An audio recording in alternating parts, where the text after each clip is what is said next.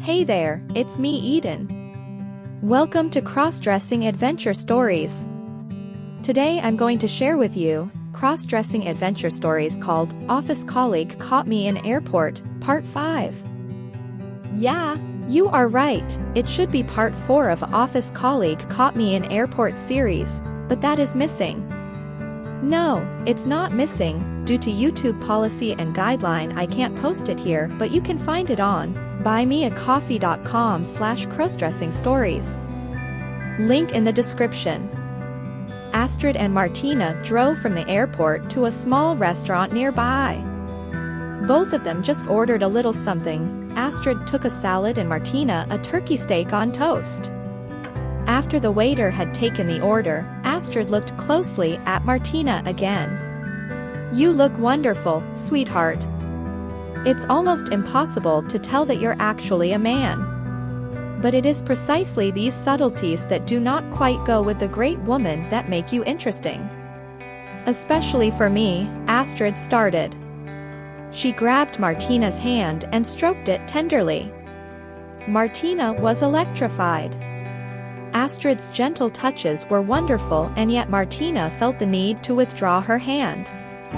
She forced herself to let Astrid do it, because part of her wanted to get closer to her young colleague. The other part was just shouting that she only realized last night what really satisfies her and would throw everything overboard if Martina got involved with Astrid now. Very slowly Martina realized that the night with Erik was more to her than just a one-off trip. How was Helsinki now as a woman? Astrid asked and pulled Martina out of her thoughts. Great, it wasn't the first time I've traveled as a woman, but this time it was somehow more intense. Also because we met in Amsterdam and I had to come out, so to speak, Martina began to tell. But there was one more experience that changed me, she continued. Astrid looked amazed and interested. What happened? Tell me. Martina got a dreamy look, as she continued, you noticed that I met someone at dinner. Erik is the young man who took the pictures at the meal and in the bar. Astrid's gaze darkened a bit and she pulled her hand back while Martina continued. He complimented me and knew from the start what was different about me. It didn't bother him at all, on the contrary, I think he even liked it. When he brought me back to the hotel, we kissed and I was blown away. Erik then came to my room and we spent a wonderful night. I never thought that I could give myself to a man like that and that it would be such an overwhelming feeling. It was the best ex I've ever had. You could see Astrid that she had to control herself incredibly, which Martina didn't notice. Her thoughts were on Erik and last night. The thought aroused her so much that her pee bulged her skirt significantly. Astrid grumbled, does that mean you turned gay overnight and are no longer interested in women? Only now did Martina notice the angry, jealous undertone in Astrid's voice. No, not gay. But maybe a bit bi. Martina's eyes cleared and she looked at Astrid for forgiveness. I see sex with another man with different eyes now. But I will never be able to resist such a beautiful woman like you. You are wonderful and you have taken me further as Martina than anyone or anything has ever done before. Astrid looked at her a little more forgivingly, but still not completely satisfied. Does that mean you would sleep with any good-looking woman? She asked pointedly. It was now dawning on Martina that her story had made Astrid jealous. Sorry Angel, I didn't mean to offend you. No, I wouldn't sleep with any other woman when we're together. The only thing I can't promise you is that I wouldn't get involved with a man every now and then. The experience was just too formative and I wish to be able to experience that again from time to time. That calmed Astrid only partially. I thought you belonged to me since yesterday morning. I don't want to share you, neither with a man nor with another woman. I want to be with Martina on the outside and look forward to still having a part of Martin in bed. And yes, I wrote to you to be of service to him. But that should actually be a punishment because you just let yourself be turned on. and you took it as a reward, which annoys me." Martina was a bit surprised. She had judged Astrid a little differently. "What exactly do you mean by I belong to you?" "Yes, I got involved in your little game because I liked it and you hit my exhibitionist streak perfectly. And yes, I find you beautiful and desirable, and if something happens between us, I'm incredibly happy. But that's not why I belong to you. If that's the condition for you, then we shouldn't even start it." Martina literally looked at Astrid's emotional roller coaster ride. Astrid's expression changed from angry to happy to scared. "Sorry, sweetheart, I have a very engaging nature. Of course, you're not like an item or a trophy for me, but I thought we'd been together since yesterday morning.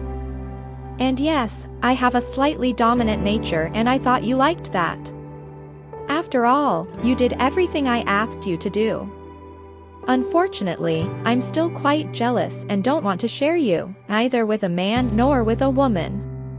Although I have to say that I know myself that a man can give a woman something that another woman cannot. On the other hand, sex among women is much more tender and cuddly, which can sometimes be quite nice.